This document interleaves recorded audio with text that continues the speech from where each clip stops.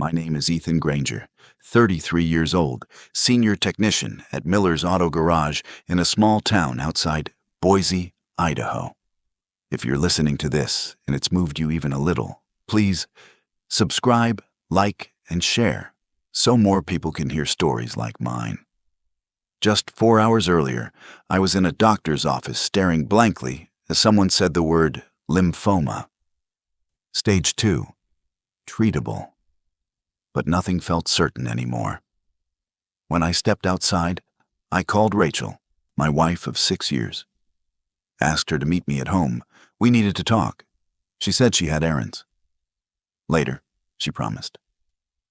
But when I walked into the house, the first thing I noticed was the silence. Then the closet, half empty. Her suitcase gone.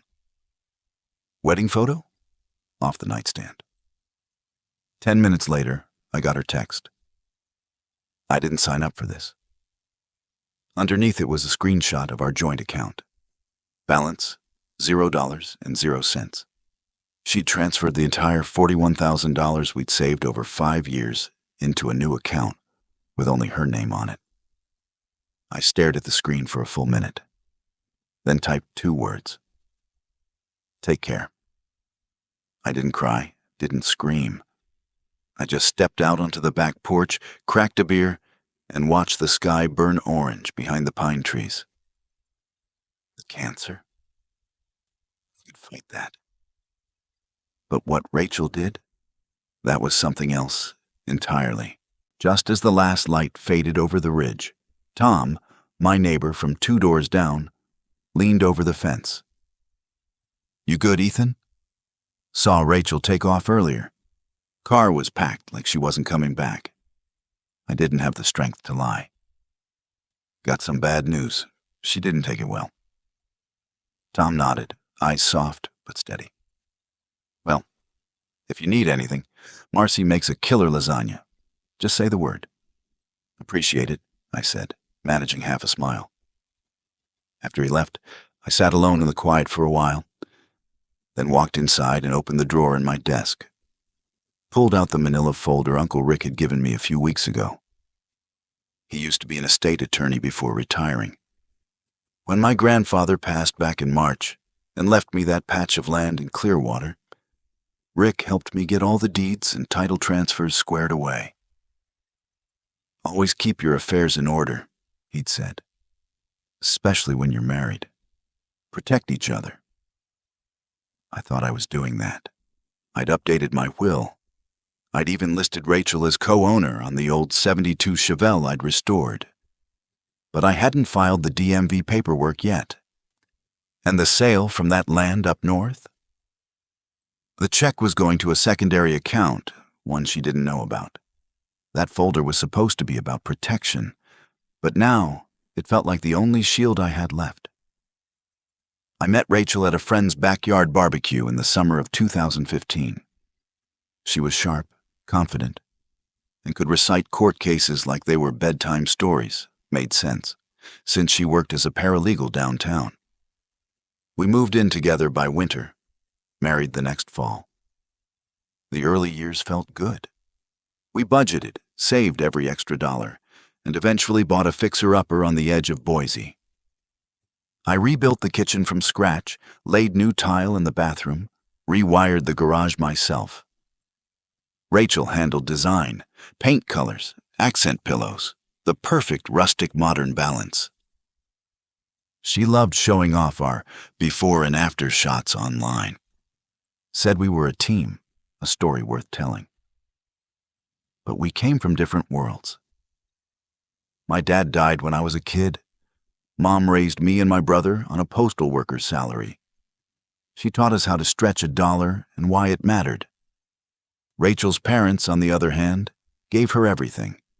Private college, a brand new Honda every few years, even helped with the down payment on our house. Her dad, a real estate attorney in Coeur d'Alene, never said my name.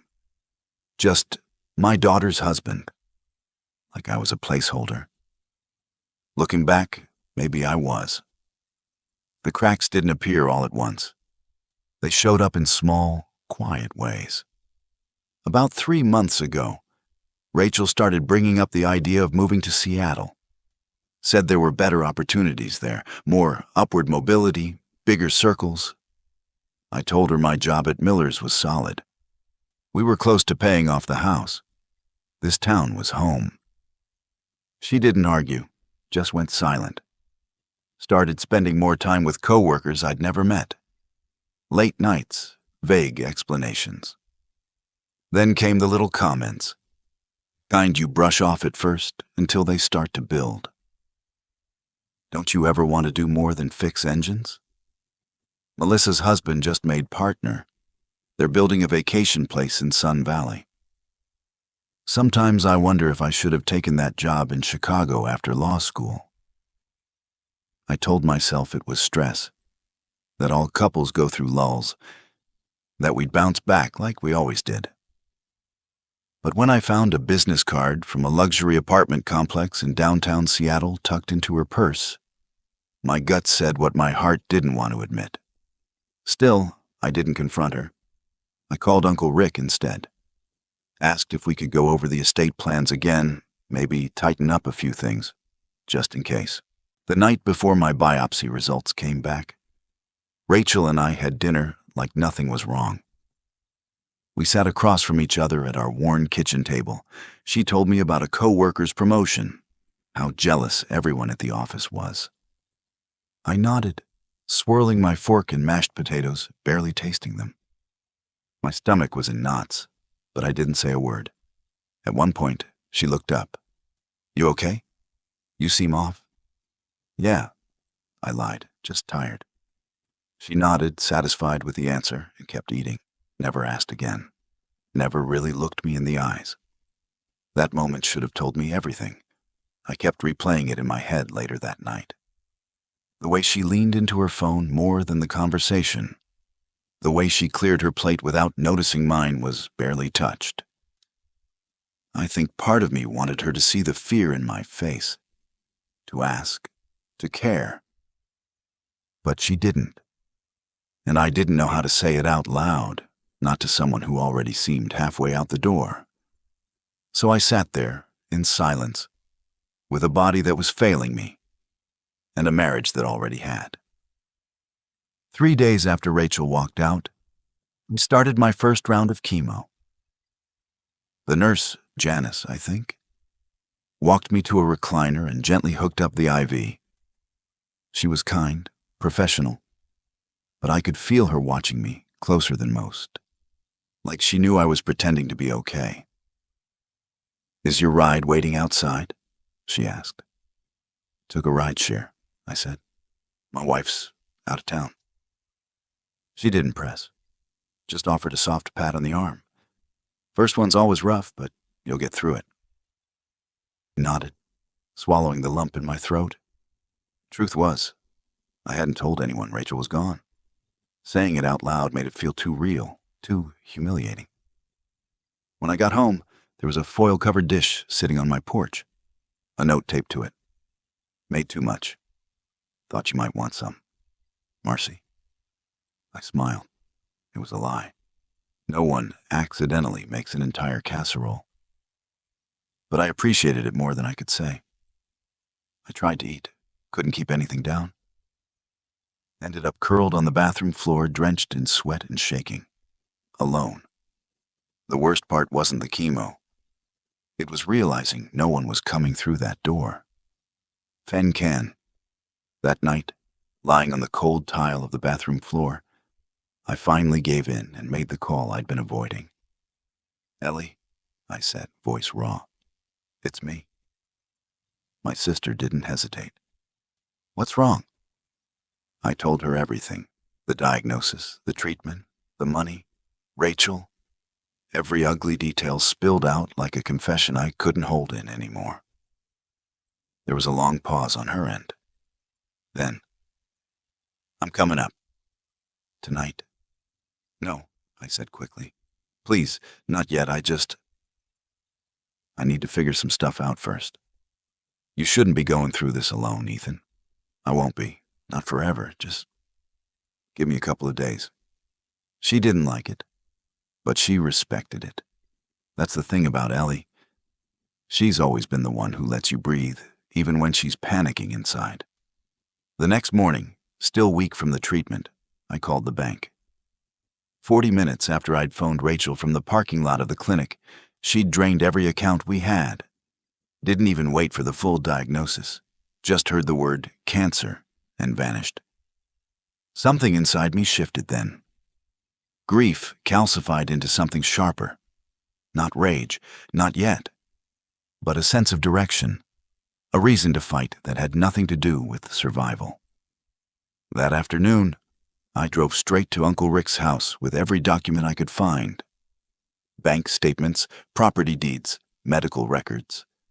Laid it all out on his dining table like pieces of a broken engine I needed help rebuilding. He scanned the numbers, his jaw tightening. She drained everything right after your call? 40 minutes after, I said, before she even knew what the treatment plan was. Rick pulled off his reading glasses. That's not just cold, Ethan. That might be criminal, especially considering the timing. Can I prove she knew I was sick? He leaned back, thinking. Phone logs will show the timestamp of your call. The bank records show the withdrawal. If you have your appointment slip or test result from that same day. I pulled out my phone and handed it to him. Opened the last text Rachel ever sent me. I didn't sign up for this. Rick stared at the screen, his expression darkening. That's pretty damning. For the next 3 hours, we built a strategy. Mapped out asset trails, reviewed the Chevelle title, flagged the land proceeds. Every step we'd once taken to protect each other was now repurposed to protect what was left of me. As I pulled into my driveway that evening, my phone buzzed with an email notification. It was from Maya, Rachel's cousin. We'd always gotten along. She was one of the few from Rachel's side who treated me like more than a footnote. Ethan, I just heard what happened. I'm so sorry. I don't know what Rachel's thinking. Just wanted you to know I'm here if you need anything. I stared at the message for a long moment, then typed back. Did she tell you why she left? Her reply came almost instantly. She told us you were sick, that you couldn't handle it and needed a clean break. My parents are stunned. I didn't want to believe it was true. I sat back in my seat, the weight of it sinking deeper. So she told them. The truth, at least the part where I had cancer. But framed it like she was the victim, like my illness was an inconvenience that ruined her life plans. I didn't respond again. Just closed the phone, rolled down the windows, and let the night air hit my face. For the first time since the diagnosis, I knew exactly what I had to do. And I wasn't doing it for her. I was doing it for me. 2 weeks into treatment, I received a thick envelope from a law firm in downtown Boise. Inside was a divorce petition. Irreconcilable differences. She wanted her name off the mortgage, but requested half the equity in the house. Not a word about the $41,000 she'd taken. Not a word about the diagnosis, just legal language and cold calculations.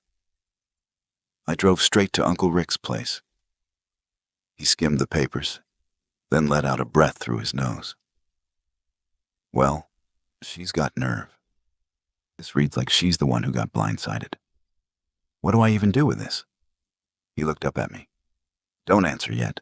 Let's see how far she wants to push this. 2 days later, a text came in from an unknown number. Ethan, it's me. I know you're upset, but we need to talk. My lawyer says I'm entitled to half the house. I didn't reply. 3 days after that, ignoring me won't help. I know you're dealing with stuff, but I have rights too. Stuff, she said. As if cancer was a bad day at work.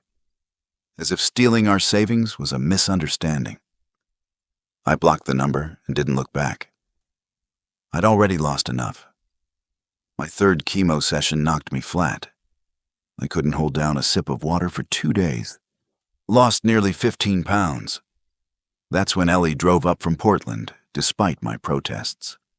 She cleaned the house, filled the freezer, sat quietly during my treatments without saying a word, just being there. The day before she left, another envelope arrived from Rachel's lawyer. Same tone, same demands. As if nothing had changed. Ellie was furious. After everything she's done, she's lucky you haven't taken her to court. I didn't say much. But I was already gathering more than anger. I was collecting facts. A week later, a certified letter from the bank arrived. Rachel had tried to remove my name from our joint credit cards. She also attempted to access our safe deposit box, the one with the deed to the house, the Chevelle title, and Grandpa's will. But she didn't have the second key.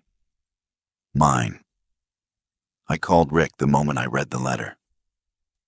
"She's getting nervous," he said. "Desperate." "She thinks I'm not paying attention," I replied. "Let's make sure she knows you are. Time to shut that box down and move everything to one only you control. And while we're at it, let's finish what we started with that car title." The next morning, I drove down to the Canyon County DMV to finalize the title update on the Chevelle. I was tired. My body moved slower now, but my mind was sharper than it had been in weeks. At the counter, a young woman named Marla scanned my paperwork and frowned. "Wait, this VIN number was flagged in our system last night." My heart dropped. "Flagged? What do you mean?" She lowered her voice. "It showed up in an internal inquiry. Someone with temporary system access ran this exact vehicle file, but they weren't authorized to make changes." I stared at her. "Any idea who?" Marla hesitated, then tapped the keyboard a few more times. "I probably shouldn't say anything, but the request came from an IP address registered to the Spokane Legal District. That's not normal." "Rachel's father." "Of course." I thanked her quietly and walked out, my hands shaking, not from chemo this time, but something colder. Someone had been watching my every move, anticipating them. I called Uncle Rick from the parking lot. "She's got someone digging through DMV records," I said. He didn't miss a beat. "Time to stop playing defense, Ethan. Let's feed them exactly what they're hoping to steal." That night, Rick and I sat at his kitchen table, our old legal pads between us like battle plans. "She's watching through someone," I said. "We need to throw them off." Rick leaned forward. "Then we give them something worth chasing." The next morning, I made 2 calls. First, to Carrie, the realtor handling my grandfather's land sale. I asked her, loudly, to pause the process while I considered other options for liquidating assets. Then I called the investment firm that held my old 401k. Spoke just loud enough for anyone listening to hear me mention emergency medical withdrawals and immediate cash-out options. Every word was bait. We waited. 2 days later, Rachel's lawyer sent another letter, this time demanding her share of any land sales or retirement distributions. Rick smirked when he read it. She bit. "Now what?" I asked. He slid the letter back to me. "Now we show them the difference between assumption and evidence." And just like that, we were no longer reacting. We were setting the board, piece by piece, move by move. The following week, Rick called with an update. "We got the bank documents," he said. "She moved the money into a new account, then cut a check for $30,000 to her parents." I blinked. She gave it to them? Why? My guess, she's trying to hide it, launder the funds through people she thinks are untouchable. I sat down slowly, the weight of it pressing on my chest, not from illness, but disbelief. She wasn't just running anymore. She was covering her tracks. Can she legally do that? Rick's voice hardened. Absolutely not. Especially during a known medical crisis. The timeline alone is enough to raise red flags with any judge. I rubbed my face. I don't want this to drag on. I'm tired, Rick. I know, he said gently. But this puts us in control. Once her side sees what we've uncovered, they'll fold. Trust me. I didn't say anything. Just looked out the window as late summer leaves rustled in the wind.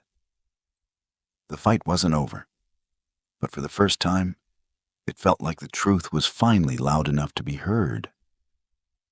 2 days later, after a rough treatment, I walked out of the cancer center into the late afternoon haze and stopped cold.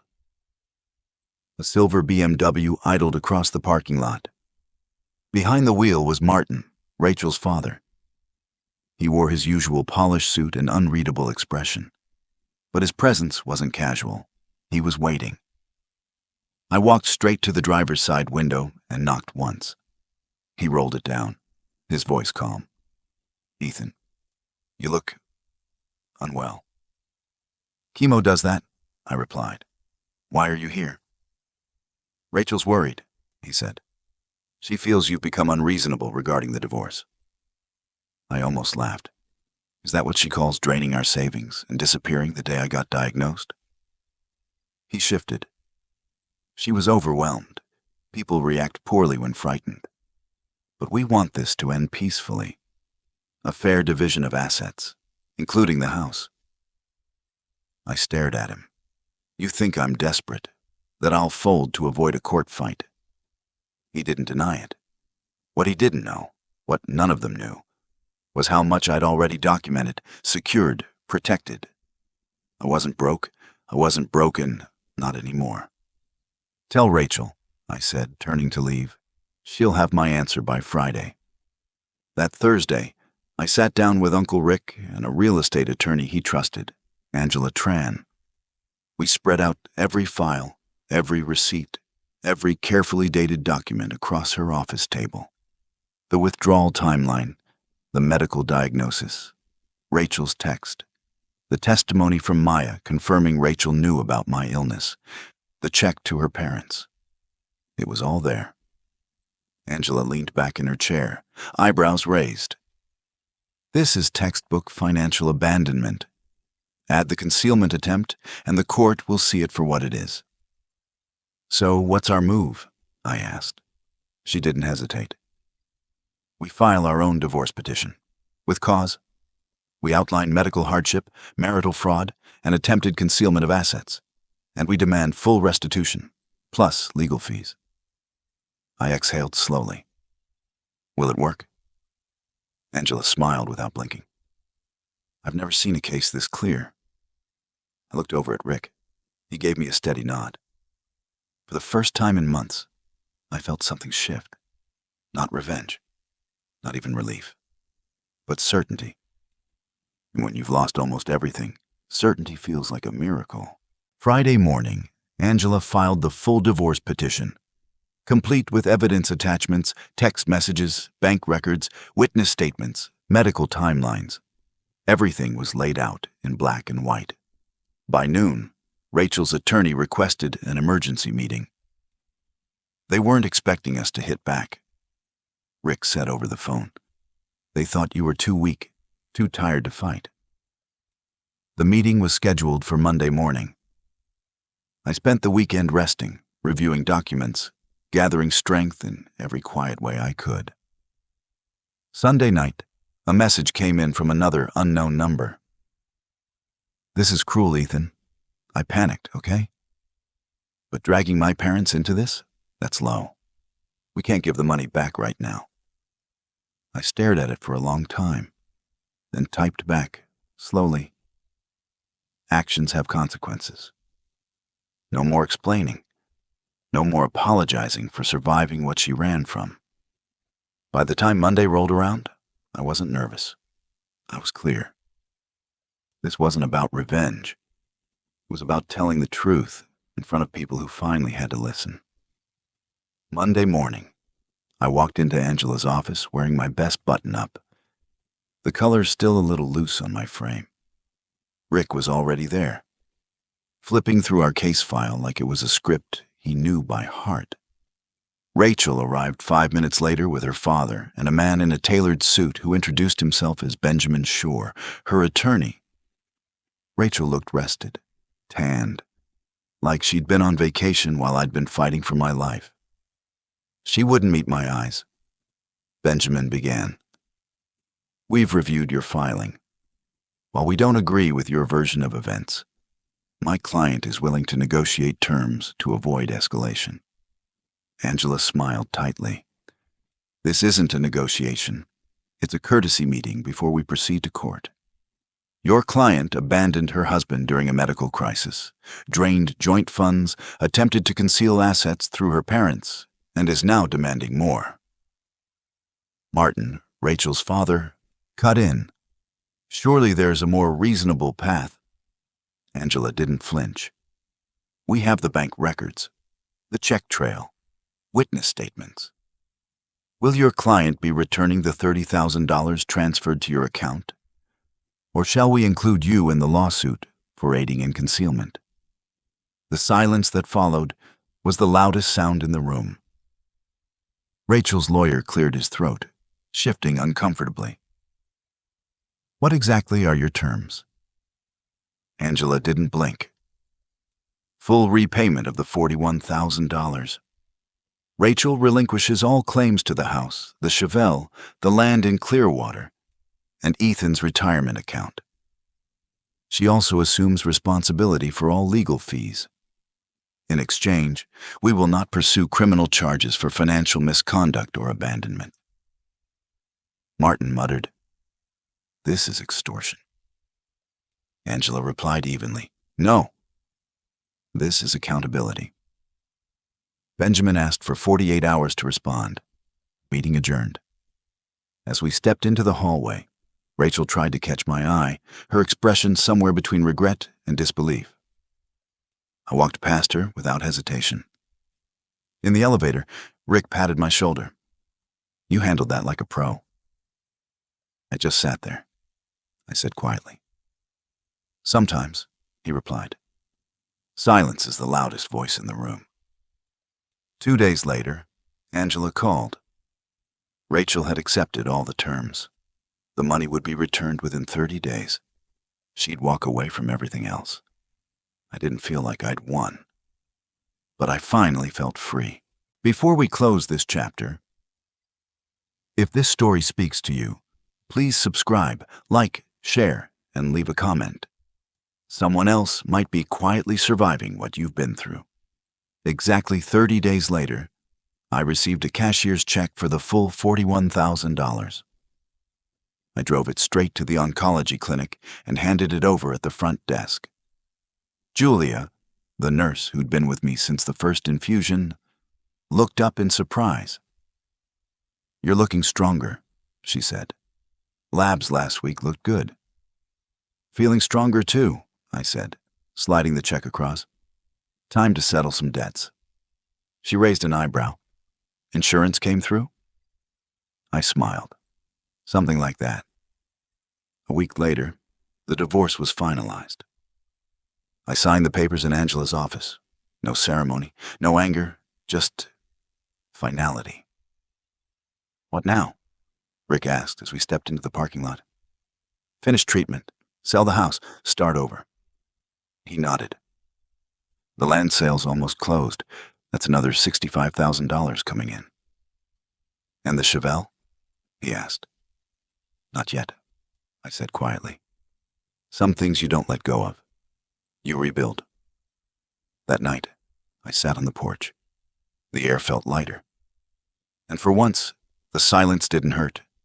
It healed.